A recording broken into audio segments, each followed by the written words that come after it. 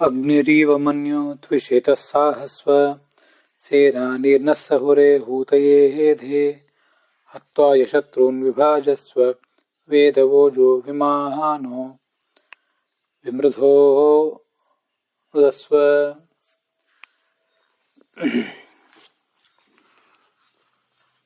ನರಸಿಂಹದೇವರೇ, ನೀನು ಬೆಂಕಿಯಂತೆ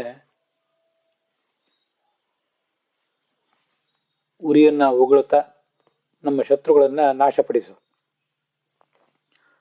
ಎಂದಿಗೂ ಯಾರಿಗೂ ಬಗ್ಗದಂಥ ಪರಾಕ್ರಮವುಳ್ಳವನು ನೀನು. ನಾವು ನಿನ್ನನ್ನ ಈ ಜೀವನ ಯಜ್ಞಕ್ಕೆ ಆಹ್ವಾನಿಸ್ತಾ ಇದ್ದೇವೆ. ನಮ್ಮ ಆಹ್ವಾನವನ್ನು ಸ್ವೀಕರಿಸಿ ನೀನು ಇಲ್ಲಿಗೆ ಬರಬೇಕು. ನಮ್ಮ ಸೈನ್ಯಕ್ಕೆ ನೀನು ನಾಯಕನಾಗಿ ನಮ್ಮ ವಿರೋಧಿಗಳನ್ನ ಸದೆ ಬಡಿಬೇಕು. ನಮಗೆ ಸಂಪತ್ತನ್ನ ಹಂಚಬೇಕು.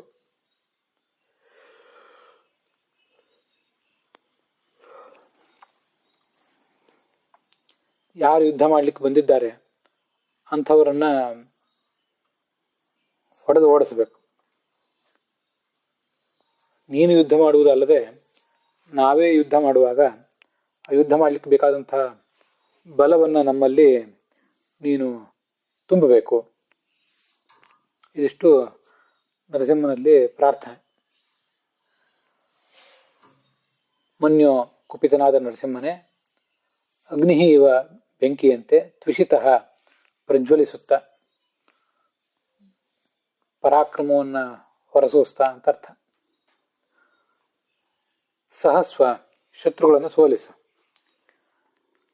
ತ್ವಂ ನೀನು ನಹ ನಮ್ಮ ಸೇನಾನೀಹಿ ಸೇನಾ ನಾಯಕ.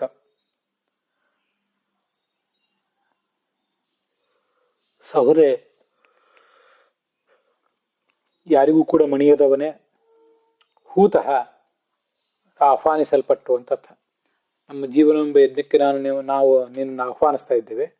ಹಾಗೆ ಆಹ್ವಾನಿಸಲ್ಪಟ್ಟವನಾಗಿ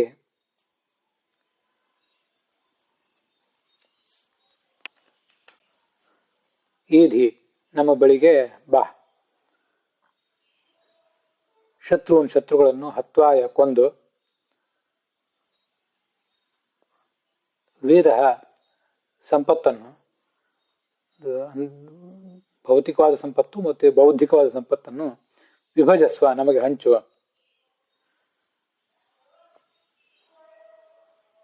ಅಸ್ಮಾಸು ನಮ್ಮಲ್ಲಿ ಓಜಃ ಶತ್ರುಗಳನ್ನು ಸೋಲಿಸುವಂಥ ಶಕ್ತಿಯನ್ನ ವಿಮಾನ ಕೊಡುತ್ತ, ಮೃಧ ಶತ್ರುಗಳನ್ನ ವಿನುದಸ್ವ ಘಾಸಿಗೊಳಿಸು. ಅವರು ನಿನ್ನ ಪ್ರಹಾರದ ರಭಸಕ್ಕೆ ದೈಹಿಕವಾಗಿ ಮಾನಸಿಕವಾಗಿ ಘಾಸಿಕೊಂಡು ಓಡಿ ಹೋಗುವಂತಾಗಲಿ.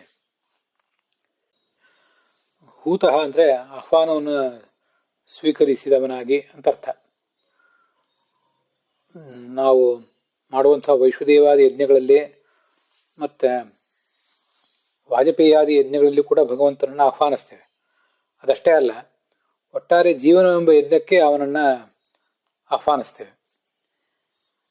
ಆಗ ಅವನು ನಮಗೆ ವೇದ ವಿಭಜಸ್ವ, ಬೌದ್ಧಿಕವಾದ ಸಂಪತ್ತನ್ನು, ವೇದಶಾಸ್ತ್ರಾದಿಗಳಲ್ಲಿರುವಂಥ ಸಂಪತ್ತನ್ನು ನಮಗೆ ಅವನು ಕೊಡಬೇಕು. ನಮ್ಮ ಒಟ್ಟಾರೆ ಜೀವನಕ್ಕೆ ಅವನು ನಾಯಕನಾಗಿ ಇರಬೇಕು. ನಮ್ಮ ಜೀವನವನ್ನು ಅವನು ಮುನ್ನಡೆಸಬೇಕು.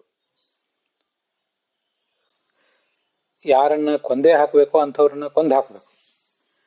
ಯಾರನ್ನ ಕೇವಲ ಹೊಡೆದು ಓಡಿಸ್ಬೇಕೋ ಅಂಥವ್ರನ್ನ ಖಂಡಿತವಾಗಿಯೂ ಕೂಡ ಅವನು ಹೆದರಿಸಿ ಓಡಿಸಬೇಕು.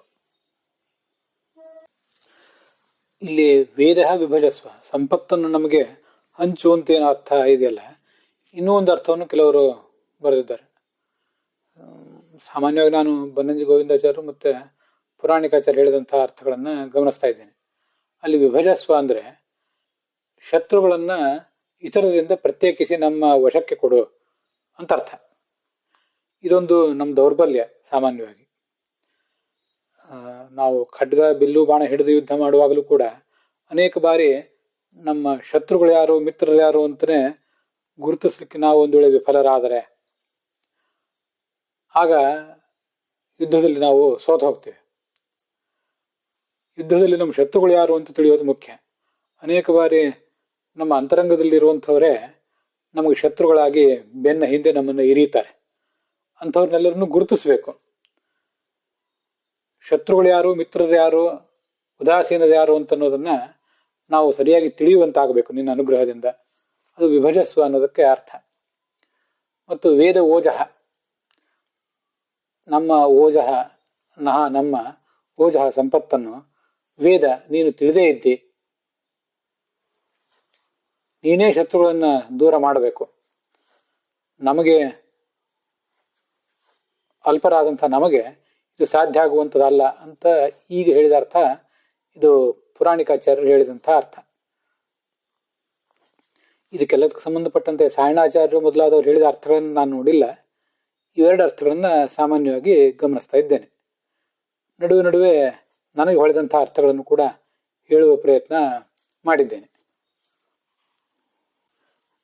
ಅಲ್ಲಿಗೆ ಈ ಮಂತ್ರದ ವಿವರಣ ಸಮಾಪ್ತವಾಗಿದೆ.